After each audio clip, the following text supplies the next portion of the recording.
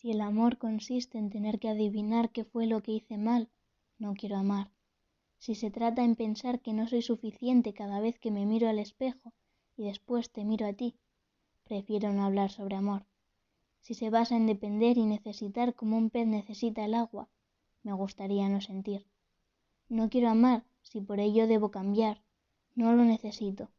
No soportaría marchitarme y destruirme poco a poco, lentamente, sin vuelta atrás. Aunque me sea difícil no amar mientras clavas en mi pupila tu pupila azul. No quiero hacerlo si por ello olvido lo que es poesía. De nada me sirve que me derritas con una mirada si tus palabras me hielan. No es amor si me quedo sin aire y no sé qué decir cuando me miras. No me hago a la idea de perderme para encontrarte a ti, el que sería mi supuesto príncipe azul, el cual me llevaría a un precioso castillo, probablemente para después encerrarme en él.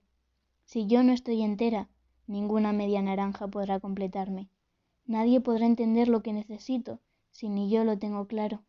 En un laberinto sin salida, puedo coger la suficiente carrerilla para saltar ese muro. El amor no hará más agradable el llanto, no podrá curar esas heridas que yo no he permitido que cicatricen. No me hables de amor si no es algo opcional, si no conlleva a más de una persona implicada y si se trata de completar. No quiero imaginar el amor de color rosa con lazos y purpurina. Prefiero no imaginar.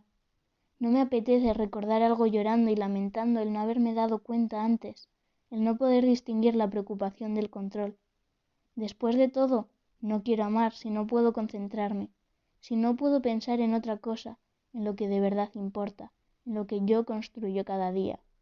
No quiero amar mientras no sea verdadero, real e imperfecto. No quiero amar si no es amor.